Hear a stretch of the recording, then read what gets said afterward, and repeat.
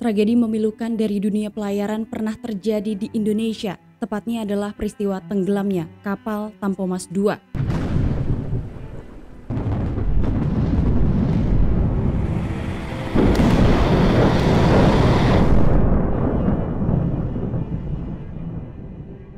Seperti kita ketahui, setelah Indonesia membeli sebuah kapal yang semula bernama MV Great Emerald, kemudian kapal itu diberi nama kapal Tampomas II. Sejak kapal itu dibeli oleh Peldi, maka kemudian kapal mulai berlayar dengan rute tersibuk kala itu, yaitu dari Jakarta menuju ke Padang, kemudian Jakarta menuju ke ujung Pandang. Saking sibuknya rute tersebut, bahkan kapal dan awak kapalnya hanya beristirahat 4 jam saja, sehingga perbaikan dan juga perawatan tidak pernah dilakukan seperti seharusnya. Kemudian sampailah pada jadwal pelayaran kapal Tampomas dari Jakarta menuju ke ujung Pandang, tepatnya 23 Januari 1981. Tapi karena adanya kerusakan pada kapal tersebut, hingga kemudian jadwal pelayarannya harus mundur ke tanggal 24 Januari 1981. Maka kemudian sekitar pukul 7 malam waktu setempat, kapal yang dinahkodai oleh Kapten Abdul Rifai itu mulai berlayar.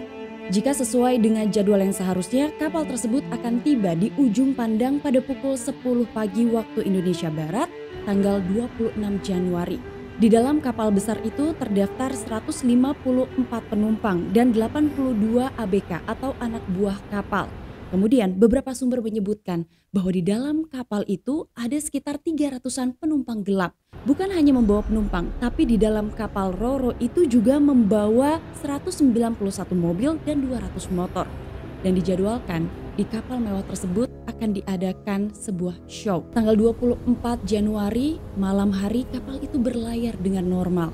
Kondisi cuaca saat itu sangat cerah. Dan penumpang menyebutkan tidak ada sesuatu yang aneh meskipun kapal itu berlayar di bulan Januari yang disebut-sebut ketinggian gelombangnya bisa mencapai antara 7 sampai 10 meter dengan kecepatan angin sekitar 15 knot. Kapal berlayar dengan normal sampai tanggal 25 Januari pagi hari semuanya nampak normal.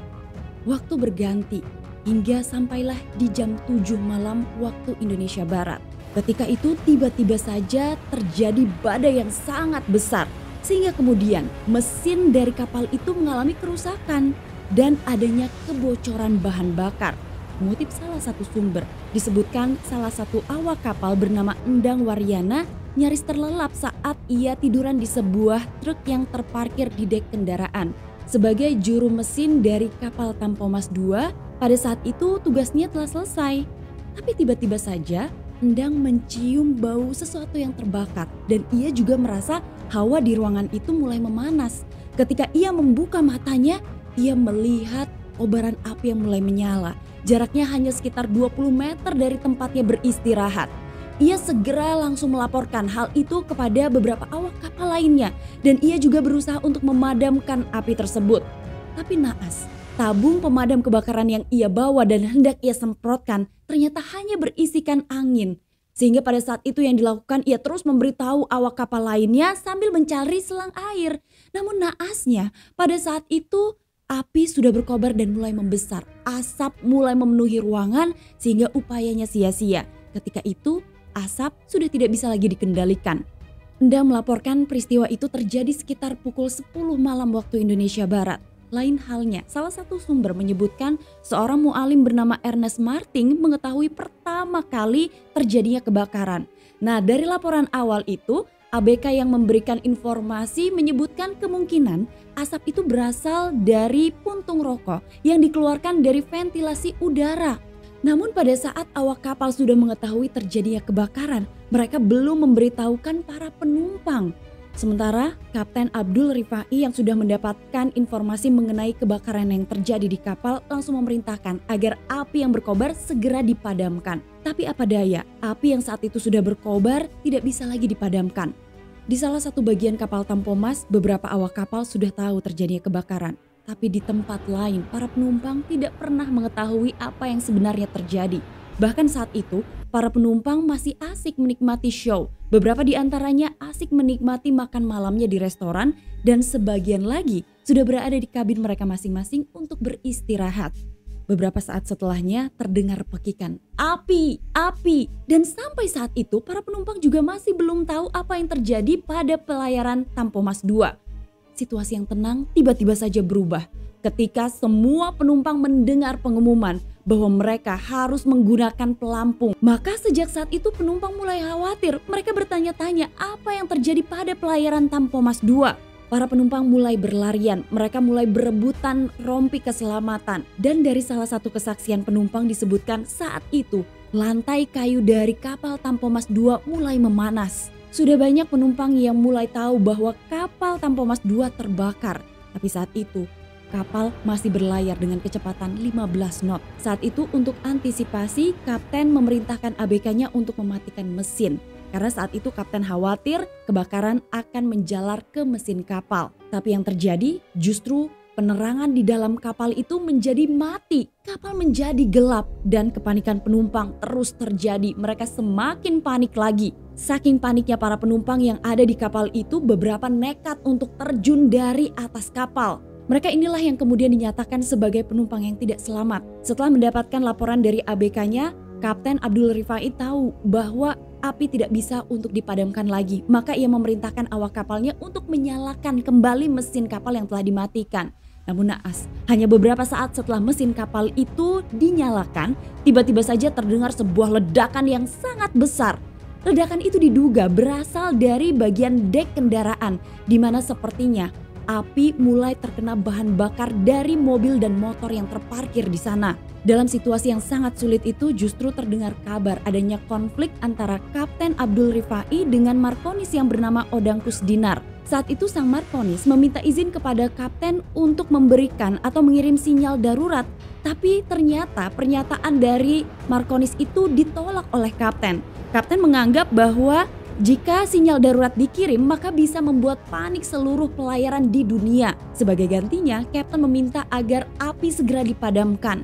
Karena upaya pemadaman api itu tidak kunjung berhasil, maka satu-satunya upaya untuk memberitahu bahwa kapal Tampomas II itu sedang terbakar adalah dengan menghubungi radio-radio pantai. Namun anehnya, pada saat upaya itu akan dilakukan, sang Markonis justru tidak ditemukan.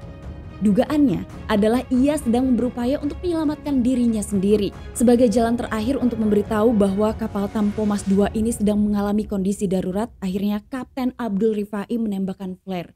Tapi sayangnya flare yang ditembakkan oleh sang kapten ini tidak meledak. Saat itu sedang dilakukan evakuasi darurat di mana semua penumpang diminta untuk naik ke dek paling atas.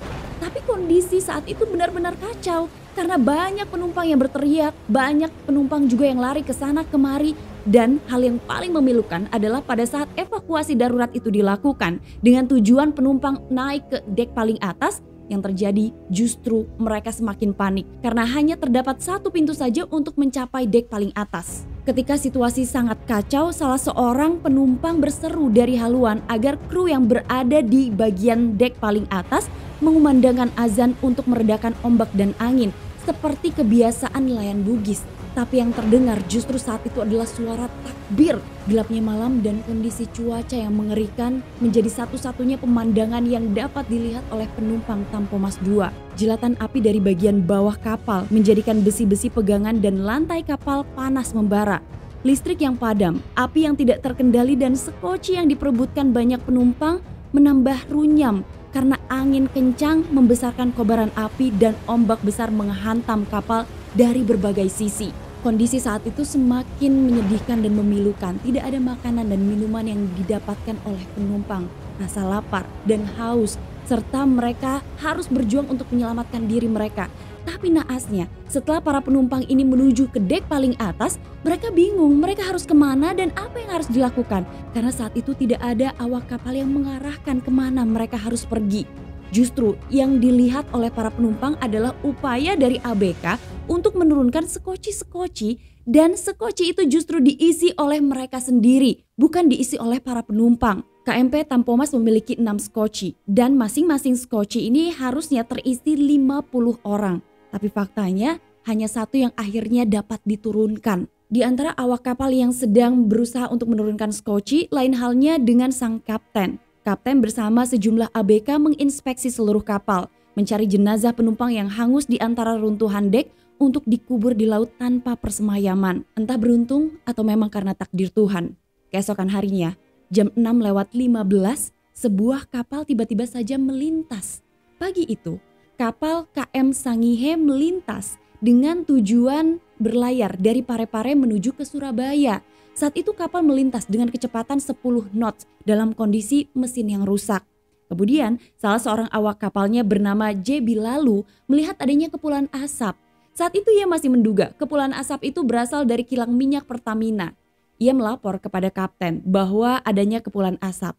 Tapi kemudian ketika ia melakukan peneropongan, semakin lama semakin jelas bahwa kepulan asap itu bukan berasal dari kilang minyak, melainkan dari sebuah kapal yang sedang terbakar. Kapten yang bertugas saat itu di KM Sangihe adalah Kapten Agus Kak Sumirat. Kapten langsung mengatakan, kita akan menuju ke sana.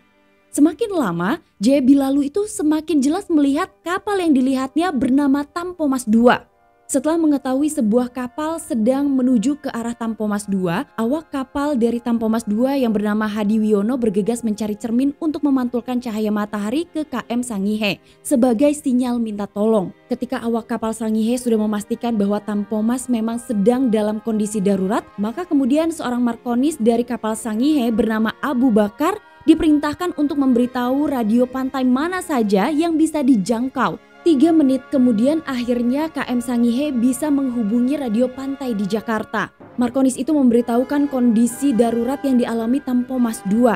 Saat itu Tampomas II terbakar dan kapal Sangihe mendekat ke arah kapal yang terbakar. Saat itu awak kapal Sangihe terkejut ketika melihat banyaknya penumpang di bagian dek paling atas kapal Tampomas itu melambaikan tangan. Mereka meminta pertolongan dan mereka berteriak-teriak. Kebanyakan mereka justru sudah menggunakan pelampung. Markonis Abu Bakar mengirimkan sinyal SOS itu pada pukul 8:15 pagi waktu Indonesia Barat. Kapal Sangihe berusaha untuk mendekati kapal Tampomas. Dan pada saat itu Kapten Agus tahu bahwa kapten di kapal Tampomas itu adalah Kapten Abdul Rifai, teman akrabnya. Yang bisa dilakukan oleh Kapten Agus adalah berusaha sebisa mungkin untuk mendekati kapal Tampomas dari berbagai sisi. Faktanya, kedua kapal ini tidak bisa saling berdekatan karena dua-duanya dalam kondisi yang tidak baik. Awalnya kapal Sangihe itu ingin tender dengan kapal Tampomas, tapi upaya dari Kapten Agus tidak berhasil. Ia juga tidak berani mendekat terlalu dekat ke kapal itu karena khawatir ombak yang tinggi akan membuat kedua kapal itu tabrakan. Ketika itu terdengar teriakan-teriakan dari penumpang Tampomas II. Panas, panas, ini bagaikan neraka, kami butuh air. Mendengar teriakan itu, Kapten Agus sangat ingin sekali melakukan evakuasi secepatnya, tapi apa daya, ia tidak bisa mendekat sedekat mungkin. Maka berbagai upaya dilakukan oleh awak kapal Sangihe, seperti melemparkan tali, membuat kapal itu bisa ditarik oleh kapal Sangihe dan membantu proses evakuasi. Kemudian awak kapal Tampomas melempar sebuah tali lagi untuk semakin membuat kedua kapal ini mendekat. Tapi sayangnya tali yang seharusnya dilemparkan dari KM Sangihe ini tidak bisa dilemparkan oleh awak kapalnya, tidak ada yang mau. Sehingga salah satu penumpang dari KM Sangihe rela berkorban untuk bisa menyatukan dua tali dari dua kapal ini.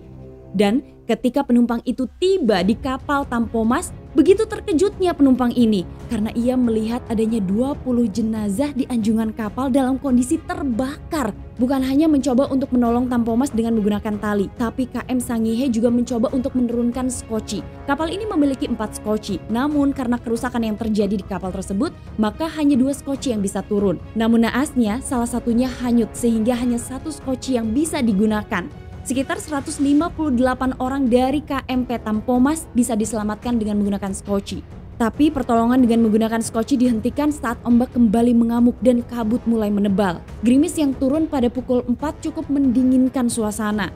30 penumpang dan awak kapal berhasil dipindahkan ke KM Sangihe. Tapi sayangnya sekitar setengah 7 malam gerimis berhenti dan api kembali berkobar hingga membuat dinding lambung kanan Tampomas terlihat merah membara. Dikepung api yang terus membara tanpa makanan dan minuman dan asap yang terus menusuk paru-paru menjadikan semakin banyak penumpang yang memilih terjun ke laut alih-alih menanti regu penyelamat yang tidak kunjung datang.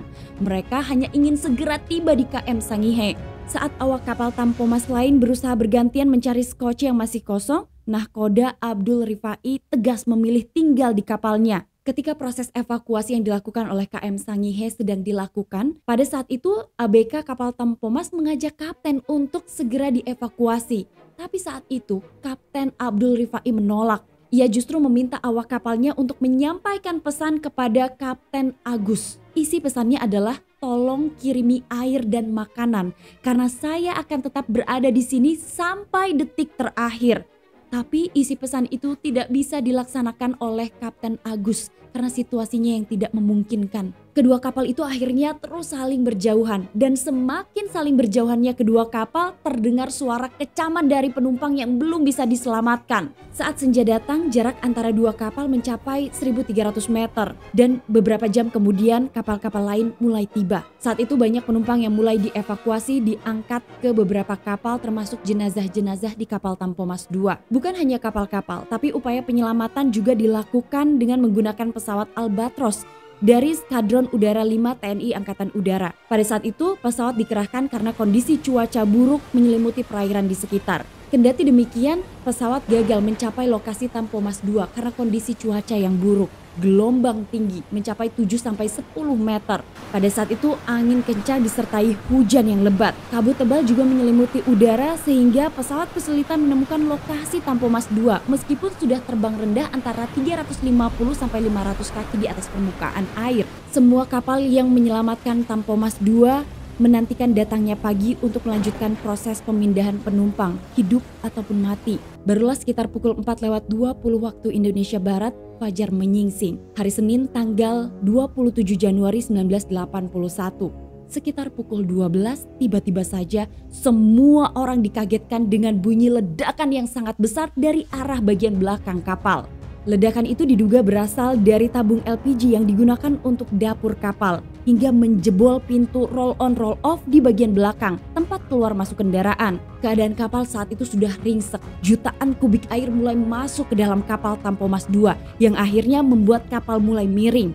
Ruang propeller dan generator mulai terisi oleh air, sehingga kapal mulai miring 45 derajat. Setelah bertahan lebih dari 30 jam dengan kobaran api, KMP Tampomas tenggelam di perairan Masalembo bersama dengan ratusan penumpang dan sang kapten. Menit-menit yang mendebarkan dari tragedi ini berjalan terus tanpa ada upaya yang mampu mengatasinya. Hanya butuh kurang lebih 20 menit saja untuk Tampomas II lenyap dari permukaan laut. Kapal itu tenggelam untuk selama-lamanya sekitar pukul 12:45 siang waktu Indonesia Barat. Hal menyedihkan terjadi ketika KMP Tampomas II itu tenggelam, justru Markonis dari KM Sangihe masih mendapatkan banyak pertanyaan dari radio-radio pantai mengenai posisi dari Tampomas II. Saat itu Markonis Abu Bakar bertanya kepada kapten, "Kapten, saya harus menjawab apa?" Kapten Agus saat itu hanya bergumam dan mengatakan, "Sebutkan saja, kapal Tampomas sedang menuju ke dasar laut." Posko Pelni saat itu menyebutkan ada sekitar 600 lebih penumpang yang bisa diselamatkan.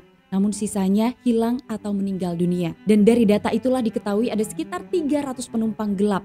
Mereka sebagian belum bisa ditemukan. Sedikit membahas mengenai sosok dari Kapten Abdul Rifai, sang pahlawan.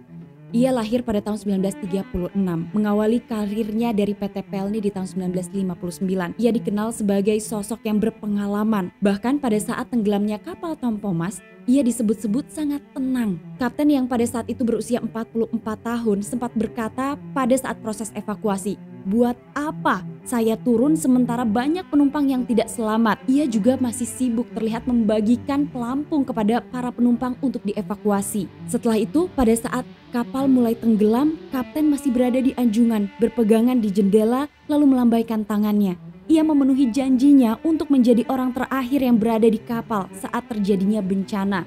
Ia juga merupakan salah satu korban yang awalnya tidak teridentifikasi. Lalu kemudian kapten berhasil diidentifikasi melalui cincin yang digunakan olehnya yang bertuliskan Hasanah. Hasanah sendiri merupakan nama sang istri. Itulah kronologi lengkap dari tenggelamnya kapal Tampomas II yang sebelumnya sudah pernah dibahas di channel Tamara Delf. Terima kasih kalian sudah nonton video hari ini. Jangan lupa di subscribe, dinyalain lonceng notifikasi, dan kalian boleh membahas tragedi ini di kolom komentar. Sampai ketemu lagi. Assalamualaikum warahmatullahi wabarakatuh.